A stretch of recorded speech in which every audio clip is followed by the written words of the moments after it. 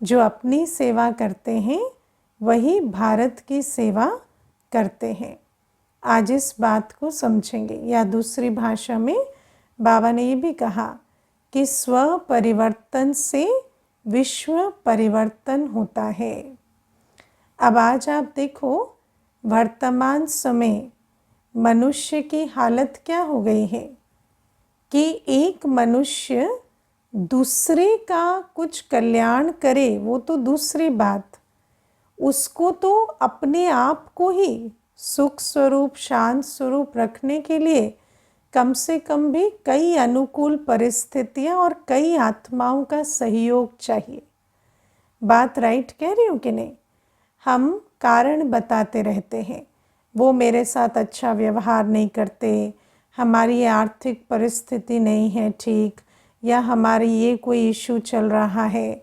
तो आप सोचो कि एक मनुष्य दूसरे को तो क्या ही सुख देगा, वो अपने आप को भी सुख स्वरूप शांत स्वरूप नहीं रख पा रहा।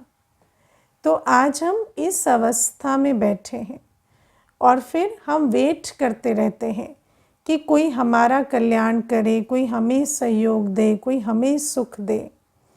लेकिन बाबा हमें कहते कि जिनका तुम इंतज़ार कर रहे हो वो तुम हो। तुम्हें अनेकों को सुख देकर इस भारत को स्वर्ग बनाना है। लेकिन इस अवस्था में जहाँ हम वर्तमान हैं, वहाँ से शिफ्ट होकर हम उस अवस्था में कैसे जाएं जहाँ हम मंगता से दाता बन जाएं। आज तो हम ही खुद सारे दिन मांग रहे हैं, है ना, प्यार दो, शांति दो, खुशी दो, सहयोग दो, शक्ति दो। तो हम देने वाले कैसे बनेंगे? तो उसके लिए बाबा हमें कहते हैं कि जब तुम दाता बनोगे तो विश्व कल्याण होगा। लेकिन तुम दाता बनने के लिए तुम्हें अपना निजी पुरुषार्थ करना होगा, तुम्हें अपनी वाइब्रेशन मंगता से दाता में परिवर्तन करनी पड़ेगी, है ना। अभी राइट नाउ हमारी अवस्था तो मंगता की है, तो मंगता से दाता हमें बनना पड़ेगा, तब जाकर हमारे द्वारा विश्व कल्याण होगा।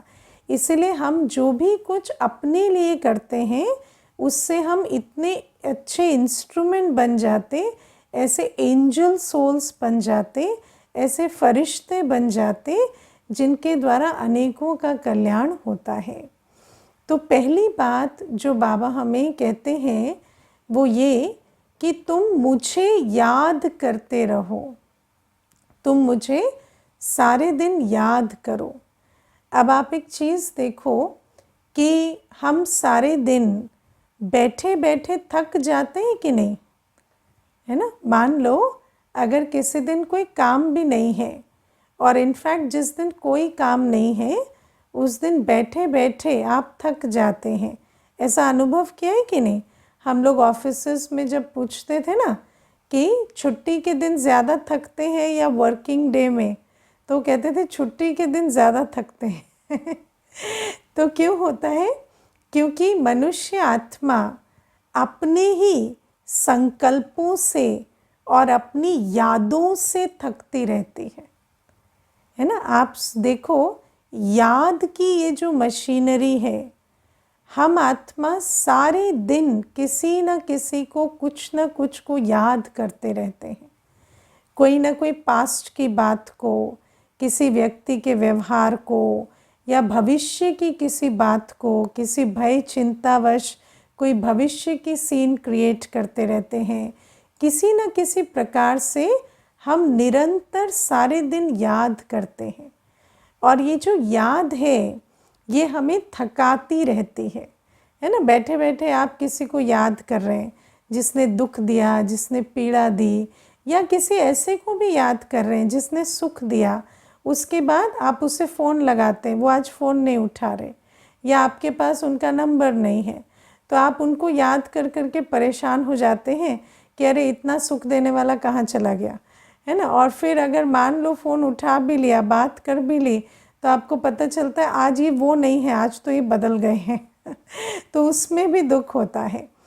तो बाबा हमें कहते हैं कि सारे दिन ये जो याद की यात्रा है उससे हमें हमारी एनर्जी डिप्लीट होती रहती है, हमारे अंदर स्मृतियों का एक भंडार है कि नहीं। हमारे अंदर सबकॉन्शियस अनकॉन्शियस माइंड हमारा मेमोरीज से भरा हुआ है।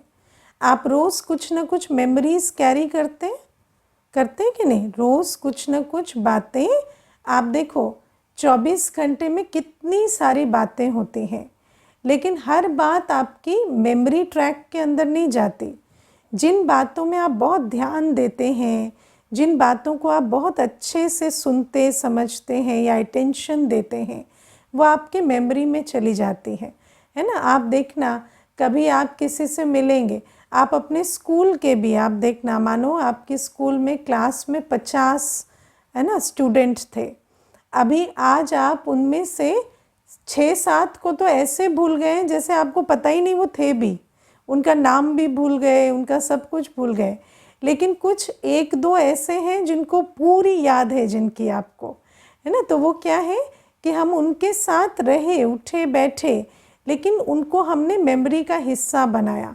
कुछों को हम मेमोरी का हिस्सा नहीं बनाते। तो सारे दिन में हम कुछ पिक करते हैं और मेमोरी में स्टोर करते हैं। कुछ बातें ऐसे ही आती हैं चली जाती, मेमोरी का हिस्सा नहीं बनती। ऐसे करते करते 84 जन्म हो गए हैं। विचार करो, 5000 वर्ष से ये चल रहा है, सुनना, देखना, ध्यान देना, मेमोरी में स्टोर करना।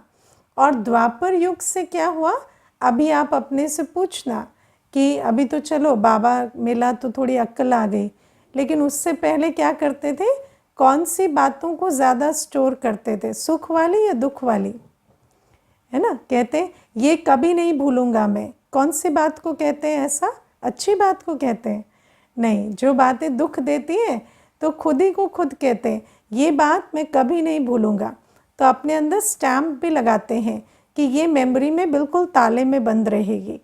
तो जिस प्रकार से हम कड़वी खट्टी बातों को, जो बातें दुख देने वाली हैं, उनको हम स्टोर करते चले गए हैं। और अभी हमारा जो मेमोरी ट्रैक है वो किससे फुल है, सारी कड़वी खट्टी बातों से। बहुत थोड़ी थोड़ी कुछ अच्छी बातें हैं, बाकी सब कड़वी खट्टी बातें हमारी मेमोरी ट्रैक में फुल है। और क्या होता है, सारे दिन वो बातें इमर्ज होती रहती है किसी न किसी प्रकार से। और वो जो याद, वो जो नेचुरल, जो हमारी नेचुरल तो नहीं कहेंगे, हैबिचुअल कहेंगे, जो संस्कारवश जो याद हम सारे दिन करते हैं, उससे एनर्जी डिप्लीट होती जाती है ना। या कोई जो आज चले गए, शरीर छोड़ दिया, उनको याद करने बैठ जाएंगे। कोई जो बदल गए, धोखा दे दिया, उनको याद करने बैठ जाएंगे। तो ये सारी चीज़ें अंदर अंदर अंदर हमारे को जैसे खोखला करती जाती, खाली करती जाती है, और आत्मिक शक्ति रोज़ घटाती है। इसीलिए बाबा उसका तोड़ हमें देते हैं, उसका इलाज हमें देते हैं। उसका इलाज क्या है कि कॉन्शियसली बाबा को याद करो, अपने सब कॉन्शियस अनकॉन्शियस को एक्टिव मत होने दो। कॉन्शियसली हमेशा बाबा की याद को कॉन्शियस रूप से करते रहो। सदा अपने को आत्मा अनुभव कर, बाबा की छत्र छाया में अनुभव कर, बाबा की याद में रहो। ऐसे अनुभव करते रहो कि बाबा शांति का सागर, स्नेह का सागर, पवित्रता का सागर, सर्वशक्तिवान मुझे ढेरों सहस्त्रों किरणों से भरपूर कर रहे हैं। बाबा को अलग अलग संबंधों में याद करते रहो। तो बाबा कहते हैं इस प्रकार से जब तुम कॉन्शियसली बाबा को याद करोगे तो इसमें कमाई होती जाती है ना। जैसे दुनिया में जो याद है वो नेचुरली खाता खाली करती जाती है, ऐसे कॉन्शियस याद से बाबा की कमाई होती जाती है। हमारे अंदर की खुशी, ताकत बढ़ती जाती है। जैसे पुरानी यादों से खुशी और ताकत ख़त्म होती जाती है नेचुरली, ऐसे बाबा की कॉन्शियस याद से खुशी और ताकत भरपूर होती जाती है ना। तो बाबा हमें ये बात कहते हैं कि मुझे याद करते रहो। इस समय स्व की सेवा के लिए पहला विश्व कल्याण हमारा उद्देश्य है, लेकिन विश्व कल्याण के लिए हमें अपने आप खुद तो लायक होना पड़ेगा ना कुछ। जैसे दुनिया में आप देखो कि देखो मैं आपको एक छोटी सी बात बताती हूँ। जैसे मान लो कोई सोचता है ना कि इसका कल्याण हो जाए ना, सर्वे भवन्तु सुखिनः, या सबका कल्याण हो। लेकिन जब किसी का कल्याण देखते हैं तो उस कल्याण को देखकर भी ईर्ष्या होने लगती है कि नहीं, है ना। वैसे तो सोचेंगे जब कोई गरीब है, लाचार है, बीमार है, तो सोचेंगे इसका कल्याण हो जाए। लेकिन जब उसका कल्याण होने लगता है तो उसी कल्याण को देख के ईर्ष्या होने लगती है ना। मैंने तो यहाँ तक देखा है कि लौकिक पिता भी पुत्र से ईर्ष्या कर लेता है ना। ये भी हमने देखा। मुझे याद है एक भाई आते थे, तो उनका जो बेटा था, जब वो बिज़नेस संभालने लगा तो भाई जो था वो कहता ये अपनी चलाता है, ये मुझे कहता है कि आपसे ज़्यादा मुझे आता है, मैंने 40 वर्ष बिज़नेस किया, ये 4 दिन में कहता है कि इसको मुझसे ज़्यादा अनुभव और अक्ल है, मैं भी देखता हूँ कैसे सफलता मिलेगी इसको, है ना। तो आप देखो कि पिता है कहने को, लेकिन बोल क्या है, मैं भी देखता हूँ कैसे सफलता मिलेगी। तो मैंने उस पिता को पूछा कि जब ये बड़ा हो रहा था, स्कूल जाता, कॉलेज जाता, तो आपके अंदर कितनी बार ये संकल्प आया होगा कि मेरा बच्चा लायक बन जाए, मेरा बिजनेस संभाले। तो कहते हाँ, मेरे अंदर हमेशा ये संकल्प आया, लेकिन ये संकल्प तो इसीलिए तो मेरी ही संकल्पों से तो आज ये बना ना, लेकिन आज ये मुझे ही नज़र दिखाता है। तो आज मुझे आता है कि इसको भी पाठ पढ़ना चाहिए तो आप विचार करो कि मनुष्य की अगर अपनी अवस्था अच्छी नहीं होती तो कई बार किसी के कल्याण के लिए दुआएं देता है, सालों सालों दर साल दुआएं देता है, लेकिन वही कल्याण जब हो जाता है तो उसी कल्याण से ईर्ष्या भी रखता है। तो ये मैंने आपको थोड़े अनुभव की भी बात सुनाई, लेकिन सार ये है कि बाबा कहते हैं कि विश्व कल्याण तब होगा जब विश्व कल्याण के जो एजेंट हैं, हम बच्चे, हमारी अवस्था बहुत ऊंची और मजबूत होगी। तो बाबा कहते क्योंकि हमारे ही द्वारा, चाहे वो सूक्ष्म में वृत्ति वाइब्रेशन के द्वारा, चाहे स्थूल में वाणी और कर्मों के द्वारा, हमें ही इस विश्व का कल्याण करना है। लेकिन हम चेक तो करें कि हमारी वाइब्रेशन ऐसी है भी जिससे किसी का कल्याण हो। तो बाबा कहते उस वाइब्रेशन को रेज कैसे करेंगे। अगर हम कॉन्शियसली बाबा की याद में ना रहें तो सारे दिन वो जो बीती पुरानी बिसरी पराई बातें हैं वो बुद्धि में चलती रहती हैं और एनर्जी जो आत्मा की है वो खाली होती रहती है। तो बाबा कहते हैं नेचुरली तो सभी गिरती कला में जा रहे हैं, कुछ करना नहीं पड़ रहा गिरने के लिए, है ना। कलयुग है ही गिरती कला का युग। कुछ भी ना करो तो भी सारे दिन में एनर्जी डिप्लीट हो रही है, धीरे धीरे धीरे धीरे आत्मा की शक्ति घटती जा रही है। तो बाबा कहते इसीलिए पहली चीज़ हमें करनी है कॉन्शियसली बाबा की याद में रहना, सारे दिन लक्ष्य रखना है। पहले तो सुबह सुबह अमृत वेले फाउंडेशन डालना है कि अपने को आत्मा समझ बाबा को याद करें, और फिर सारे दिन चेक करते रहना है बार बार किसकी याद में बैठा हूँ, और जैसे ही दिखाई दे कि इसकी उसकी फला ढिमका की याद में बैठा हूँ तो उस याद को निकाल कर बाबा की याद में बैठ जाना है। उस समय फिर ये नहीं मैं ऐसा हूँ, मुझे तो इसकी याद आ जाती है, उसकी आ जाती है, नहीं। बाबा कहते उस समय एकदम से निकालना है उस याद को और बाबा की याद में बैठ जाना है, क्योंकि समझ में आता है कि 63 जन्मों का वो जो संस्कार है उसको बदलने में मुझे फिर अभ्यास और पुरुषार्थ करना पड़ेगा। तो ये पहली चीज़। फिर बाबा हमें कहते हैं कि हम बाबा की याद में कब रहेंगे, जब हम अपने को आत्मा समझेंगे। तो पहला पुरुषार्थ हमें करना है देह और देह की दुनिया से न्यारी अपने को आत्मा समझने का। तो जैसे एक्टर होता है ना, सीन प्ले किया, और फिर सीन का कट, जैसे ही कट कहेगा ना डायरेक्टर, तो क्या करेगा, वो एकदम अपनी बॉडी लैंग्वेज में आ जाएगा। तो ऐसे ही हम भी सीन में गए, प्ले किया, माता का रोल, टीचर का रोल, डॉक्टर का रोल, है ना, पिता का रोल, कोई भी रोल प्ले किया, भाई बहन का रोल प्ले किया, सोसाइटी के नागरिक का रोल प्ले किया। उसके बाद जैसे ही वो सीन ख़त्म हुई, एकदम से अपनी आत्मिक स्थिति में आ जाना है। जब इतना आत्मिक स्थिति का अभ्यास करेंगे, है ना, दादी हमेशा कहते थे कि अगर आप टीचर हैं, है ना, तो 2 क्लास के बीच में आत्मिक स्थिति में आ जाओ, है ना। एक क्लास पूरी हुई, दूसरी क्लास होने वाली है, तो आत्मिक स्थिति में आ जाओ।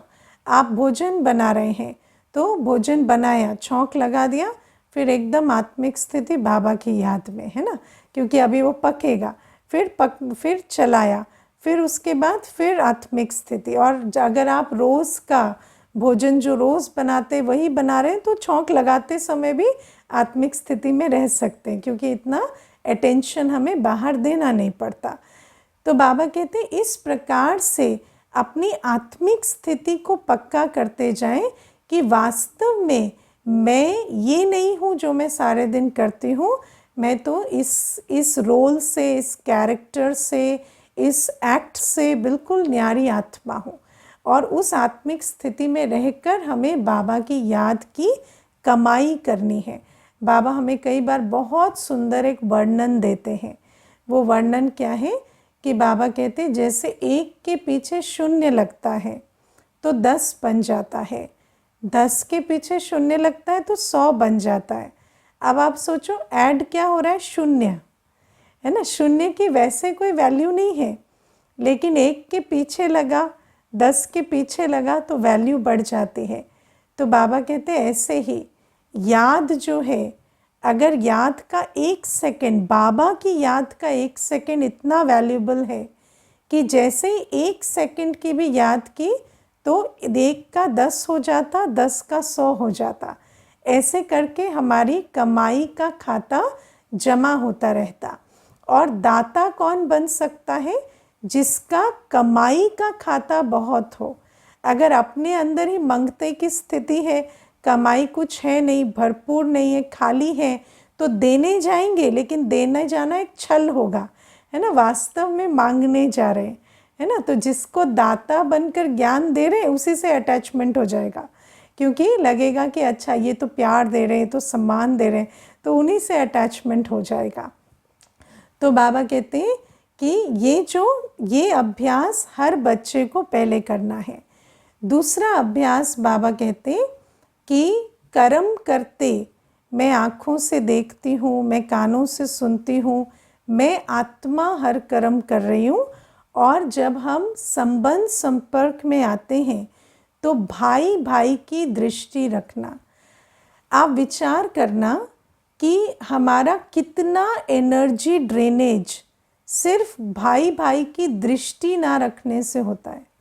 भाई भाई की दृष्टि में क्या होता है, एक्सेप्टेंस। और जहाँ नाम रूप का भान होता है वहाँ क्या होता है, एक्सपेक्टेशन, है ना। जहाँ नाम रूप का भान होता है वहाँ होती एक्सपेक्टेशन। और जहाँ भाई भाई की दृष्टि होती है वहाँ होती है एक्सेप्टेंस। बहुत छोटा सा एग्जाम्पल देती हूँ। जैसे अगर आप समझते हैं कि जो सामने बात कर रहे हैं वो मेरे युगल हैं, ठीक है, तो आप उनसे क्या एक्सपेक्ट करते हैं कि वो आपको समझे, वो आपको जो बोले वो उमंग भरने वाले बोले, सहयोग देने वाले बोले, आप ये एक्सपेक्ट करते हैं उनसे। लेकिन अगर आप समझते हैं कि सामने वाले बस एक आत्मा है, उसके अपने संस्कार हैं, तो वो कोई भी बोले उनके प्रति आपकी एक्सेप्टेंस होती है ना। और जहाँ एक्सेप्टेंस नहीं होती वहाँ बहुत संकल्प चलते हैं कि नहीं चलते, है ना। मुझे एक माता कहती कि मैं ज्ञान में चलती हूँ और मेरे युगल रोज़ उस पर क्वेश्चन उठाते, है ना, तो मेरे रोज़ संकल्प चलते हैं। और मैं बिल्कुल जब से हमारी शादी हुई ना तब से का बही खाता लेके बैठ जाती हूँ। मैंने इनके लिए ये भी किया, ये भी किया, ये भी किया, इस समय किसी ने साथ नहीं दिया था, मैंने दिया, लेकिन आज ये व्यक्ति एक छोटे से मेरे ज्ञान मार्ग को साथ नहीं देते। तो कितने मेरे संकल्प चलते हैं। और कहते वो रोज़ होता है दीदी, क्योंकि रोज़ कोई ना कोई बात वो ऐसे करते हैं। तो मेरे अंदर आता है, मैंने कदम कदम पर इनका साथ दिया, जिस बात के लिए सबने मना किया मैंने उसमें भी इनका साथ दिया, लेकिन आज मेरे एक श्रेष्ठ कर्म में भी ये साथी नहीं बनते। एक दिन वो कहते कि एक दिन मेरा पाँव में दर्द था, तो मैंने युगल को कहा कि मुझे सेंटर छोड़ दो। तो युगल ने कहा नहीं, मैं नहीं छोड़ता, तुम्हें अपनी मर्ज़ी से जाना है, जैसे जाना है जाओ। तो कहती मुझे सारे दिन ऐसे संकल्प चलते रहे कि ये व्यक्ति कैसा है, इसका मैंने इतना साथ दिया, हर समय इसकी रोटियां पकाती हूँ, ये करती हूँ, वो करती हूँ, लेकिन ये मुझे ज़रा सा छोड़ के आने के लिए मना कर दिए।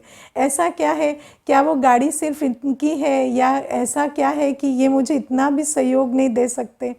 तो आप सोचो कि जहाँ भाई भाई की दृष्टि नहीं होती, जहाँ नाम रूप का भान होता है, वहाँ एक व्यक्ति को देखकर, उसके कर्म देखकर, उसकी बातों को सुनकर, या उसके जो भी उनके जो संस्कार व्यक्त होते हैं कर्मों के द्वारा, उनको देखते हुए भी, अब आप सोचो कि मैं जिस माता की बात आपको सुना रही हूँ, उस माता ने आज तक युगल को कुछ कहा नहीं है ना, मुख से वो कुछ नहीं कहती, लेकिन अंदर अंदर इतने संकल्प चलते हैं।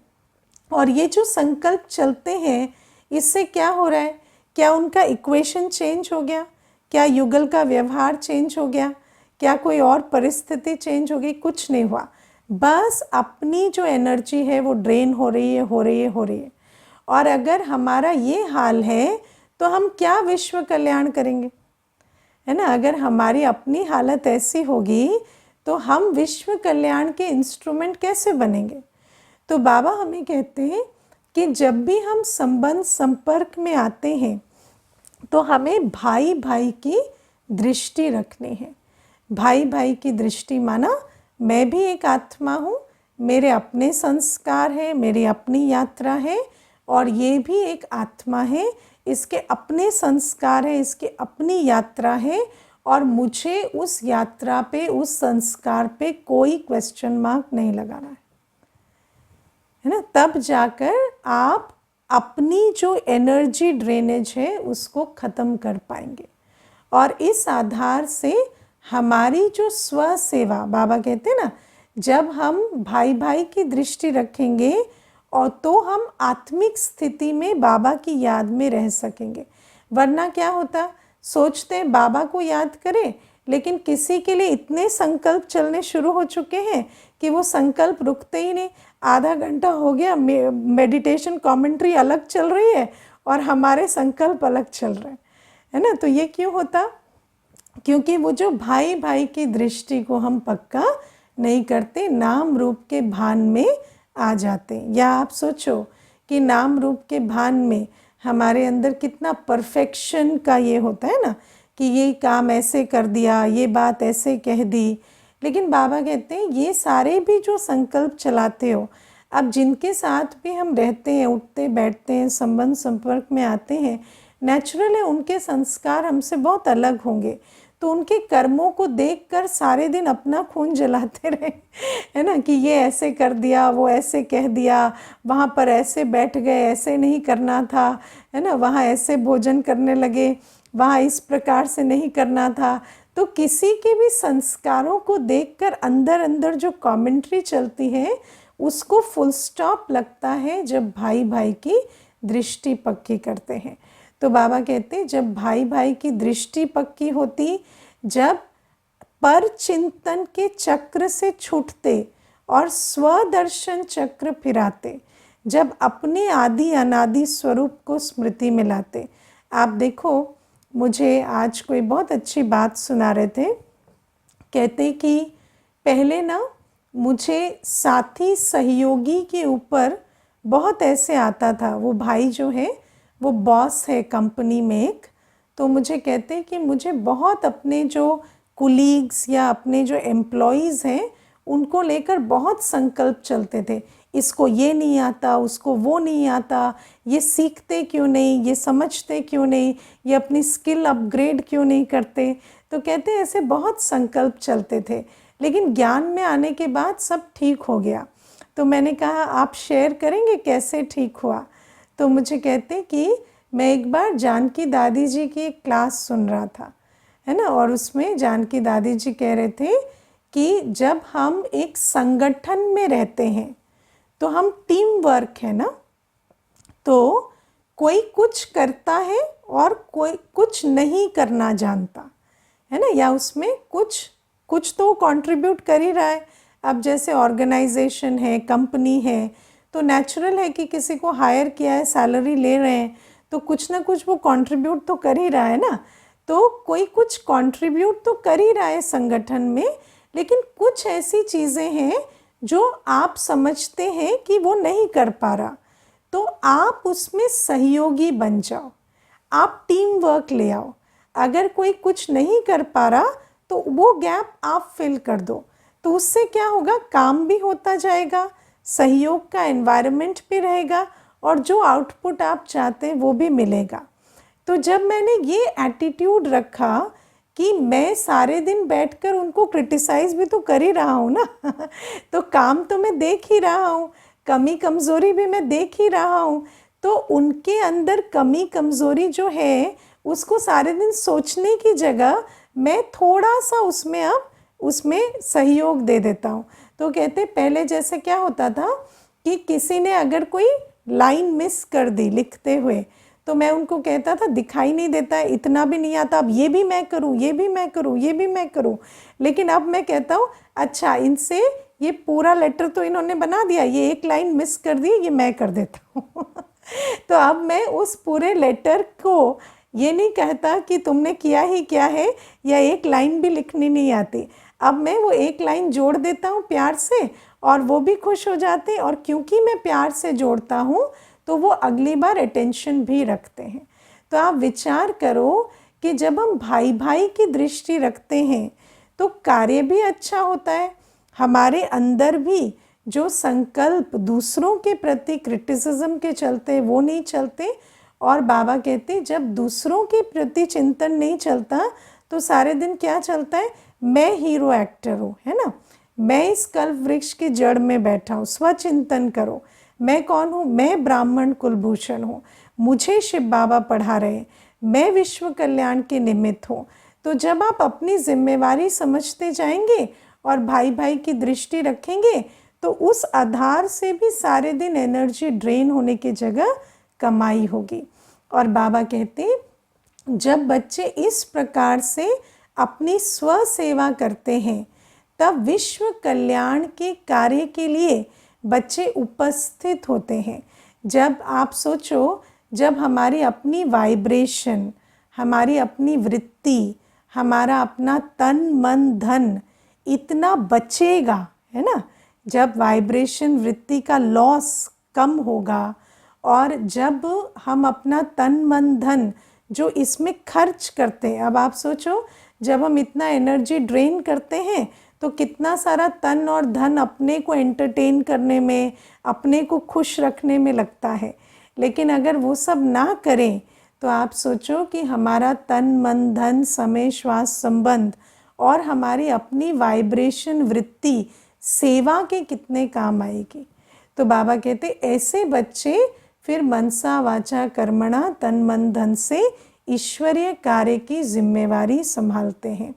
देखो बाबा जब हमें कहते हैं ना मुझे याद करो, तो मुझे याद करो मतलब ये नहीं होता कि सुबह उठे बाबा को याद किया, फिर जब देखो बाबा के कमरे में बैठे हैं, जब देखो बाबा की याद में बैठे हैं। अगर सारे दिन याद ही कर रहे हैं तो उस याद की कमाई का हो क्या रहा है तो फिर समझ में आता है कि याद तो कर रहे हैं पर याद से इनकी कोई कमाई नहीं हो रही, क्योंकि जब याद का स्टॉक बढ़ेगा तो उसका प्रैक्टिकल प्रूफ क्या है कि हमारी जो प्रोडक्टिविटी है, शक्ति है, वो बहुत बढ़ेगी। और जब वो बढ़ेगी तो हम उसे कहाँ लगाएंगे, सेवा में लगाएंगे ना। तो अगर एक आत्मा सच में योगी बन रही है, सच में श्रीमत पर चल रही है, तो उसकी प्रैक्टिकल निशानी यही होगी कि वो तन मन धन से, समय श्वास संबंध से, मन वाणी कर्म से सदा सेवा में उपस्थित रहेगी। तो बाबा कहते और इसी विश्व कल्याण की सेवा से ये भारत स्वर्ग बनेगा। आज सारी आत्माएं ज्ञान देने वाले, शांति देने वाले, सुख देने वालों को ढूंढ रही है, और अगर हम वो इंस्ट्रूमेंट बन जाएं तो विश्व कल्याण का कार्य बहुत जल्दी संपन्न हो जाएगा। और फिर बाबा इसमें एक वार्निंग भी देते हैं। क्या वार्निंग? कि अच्छा है याद की यात्रा कर रहे हैं, लेकिन फिर विकारों की एक्सीडेंट नहीं होने चाहिए, है ना। माया बीच में आती है और एक्सीडेंट करा देती है ना। कई बार क्या होता है, याद की यात्रा तो कर रहे हैं, याद भी कर रहे हैं, दृष्टि का भी अभ्यास कर रहे हैं, लेकिन अटेंशन नहीं दे रहे पवित्रता पर। पवित्रता माना अन्न की, संग की, तन की, धन की पवित्रता पर अटेंशन नहीं है। अपने अंदर ब्रह्मचर्य की धारणा नहीं है, भोजन शुद्ध नहीं करते, संग देखना सुनना जो है वो पतीत का चलता रहता है। तो अगर इस प्रकार से चल रहे हैं तो देखा जाएगा कि हाँ, याद का खाता जमा किया, आत्मिक दृष्टि से भी जमा किया खाता, लेकिन फिर एक बार विकार की आग लगी, विकार में गए और बिल्कुल अवस्था जो है वो नीचे आ जाएगी कि कमाई चट कर देंगे। तो जितना खाता जमा किया उससे ज़्यादा नुकसान हो जाता। तो बाबा कहते इसीलिए इस पर भी बहुत अटेंशन देना है कि हमें पवित्र बनना है। और फिर बाबा और एक बात कहते कि बाबा को वारिस भी बनाना है, बाबा पर बलिहार भी जाना है, क्योंकि इस ज्ञान मार्ग में निरंतर चलने के लिए हमें बहुत दुआओं का बल चाहिए। और अगर हमारा तन मन धन ईश्वरीय सेवा में नहीं लगता, अगर हम अभी भी मैंपन मेरेपन में चल रहे हैं और कुछ भी बाबा के लिए करते हैं तो सोचते मैंने किया, है ना, उस बोझ में रहते हैं, लेकिन समझ नहीं पा रहे कि याद की यात्रा में पुरुषार्थ के मार्ग पर निरंतर चलने के लिए भी हमें तन मन धन सफल करना पड़ेगा। तो जो सफल नहीं करते फिर उनको भी आगे आगे विघ्न पड़ने लगते हैं। इसीलिए बाबा आज हमें याद की यात्रा, आत्मिक दृष्टि पर अटेंशन दिलाते, लेकिन एक वार्निंग भी देते, सावधानी भी, कि प्योरिटी का भी महत्व है और बलिहार जाने का भी महत्व है। अगर बाबा को वारिस नहीं बनाते, अपना सब कुछ बाबा को न्योछावर नहीं करते, तो वो भी पाप के खाते में लगता रहता है और उसका बोझ भी फिर हमारी आगे की यात्रा में विघ्न पड़ जाता है। अच्छा, ओम शांति।